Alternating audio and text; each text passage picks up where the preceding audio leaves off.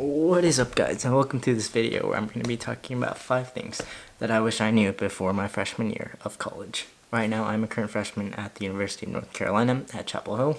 As you can tell, I am not in my dorm right now. I am at my room in my house, and the reason for that is because most colleges actually shut down campus for the rest of the semester because of COVID-19. So that means I'm going to be moving out a month early and classes are going to be online for the rest of the semester, which is unfortunate, but it's the right decision. And yeah, that's why I'm here in March. One of the first things that I wish I knew, which I realized very, very quickly, is that even though you got up early in high school every day, does not mean it's easy to do that in college. In my first semester, it auto-signed me up for an 8 a.m. Monday, Wednesday, Friday French class, which I was required to take, so I was like, it's fine. I got up at 6:30 for high school every day. Shouldn't be a problem. I couldn't have been more wrong. In college, you just inherently stay up later. I don't know why. I guess there's just more work and you're around people in your dorm and stuff that are always up late too. So my typical bedtime went from 11 to 12 a.m. in high school to like 1 to 2 a.m. in college. And when you have a class 6 or 7 hours after that, it's pretty tough to get up and get there on time.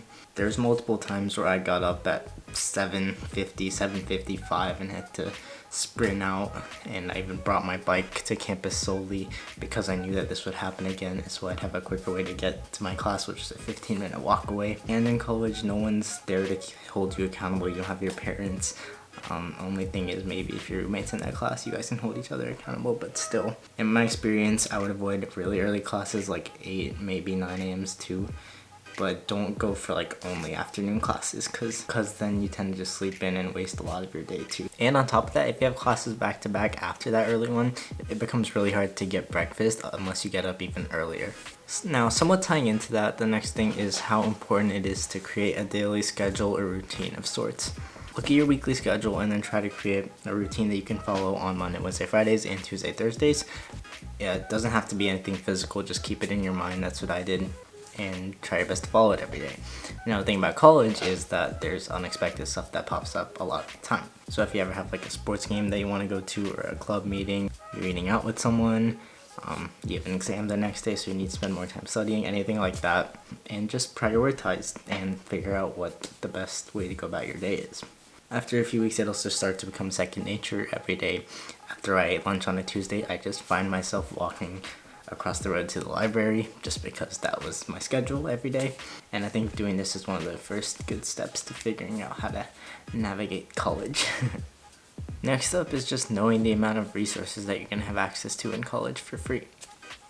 You probably heard this one in some variation before, but just to give examples, I'm editing this video in Adobe Premiere Pro.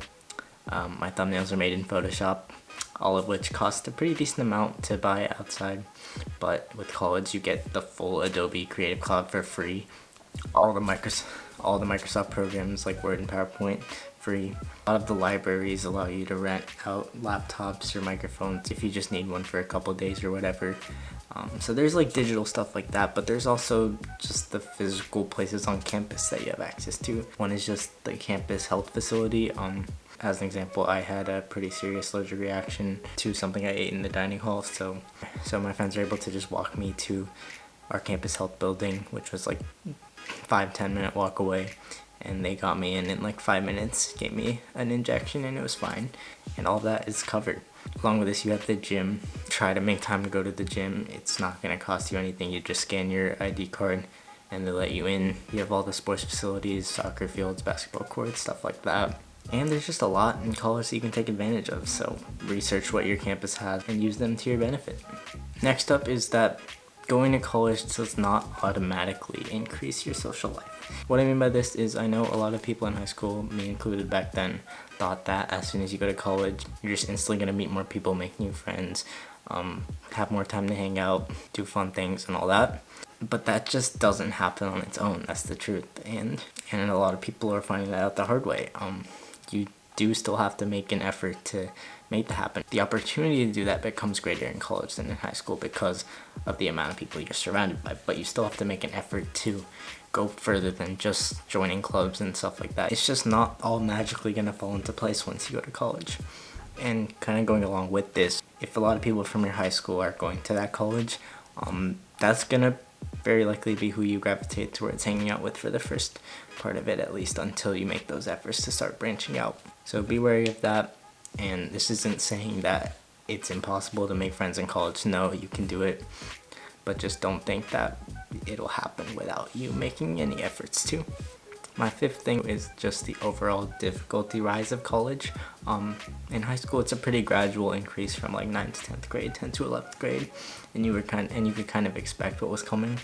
But at least for me and most of my friends, the rise from 12th grade to freshman year of college was like that to that. Like, none of us really were expecting this level of difficulty. Maybe it's just because we took more classes or harder classes than we thought we could handle. But I think a lot of it also has to do with the fact that in college you're gonna have to take time out of your free time, or just have the willpower to sit down and do things that the teacher doesn't specifically require you to do to actually do well in a class. For example, taking notes on your own, actually reading the textbook. I know. And side tip that I thought about just while I was saying that, don't buy your textbooks until the first day of class, because sometimes they're not even fully required and sometimes you can find them online. So hold off until then, even if they keep asking you to buy it before, just wait. But anyways, yeah, college is not nearly as structured as a high school class would be, and especially if it's like a lecture where all you do is you come into class, they give slides and notes. You're not always going to have your teacher to go to ask questions because there's 300 other students.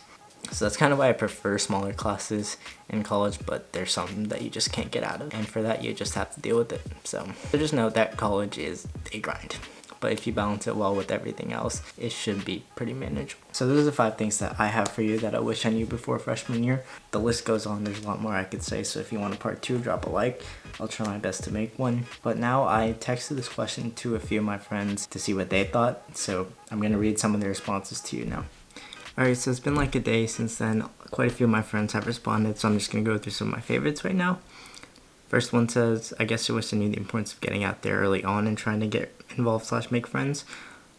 Just makes college enjoyable. I know a few people who don't find it that way because they don't have friends or clubs or whatever. Yeah, it's crucial to get involved early on because later all the clubs just aren't accepting anyone and all the friend groups are pretty much settled in. So keep that in mind. Next one says, I would say I wish I knew how challenging it is to make new friends and get out of my comfort zone and do well in college at the same time. Balance. It's all about finding that balance between academic, social life, and everything else you got going on. And once you do find that, it's going to make college a lot more enjoyable. How you really have to make an effort to make lunch plans with people or whatever. Yeah, it's not like high school where you just go to the same table every day and see the same people at the same time. It's a lot different, but at the same time, if you have to, don't be embarrassed or afraid to eat alone. It's a completely normal thing in college. And sometimes it's nice to just get that Netflix or YouTube break every once in a while. Even if it's not super impressive, create a resume for yourself so you can fill stuff in as you progress. Every single application in college is going to ask you for your resume from the beginning. So having a good working one, it doesn't have to be too professional or polished, but just having one that you can put in that slot is basically essential. So work on that over the summer if you can. And last but not least, to bring a laundry basket with wheels. I was fine with my normal one this year, but I can see it being convenient too. And to have a million backup classes, yeah, that's a good one. That hits on registration, which is another topic I can make a whole video on, but just make sure you do your research and know a bunch of classes that you want to enroll in, because if you don't get your number 1 choice, then you have stuff to fall back on. And I'll just put the rest of them on the screen here if you want to pause and read them. But with that, I think I'm going to end it. This gone on longer than I wanted, but hopefully you got something out of it. Leave a like if you want some more. Thank you guys so much for watching. I will see you later. Be safe. Peace out. When I hop up in the rave, it's a high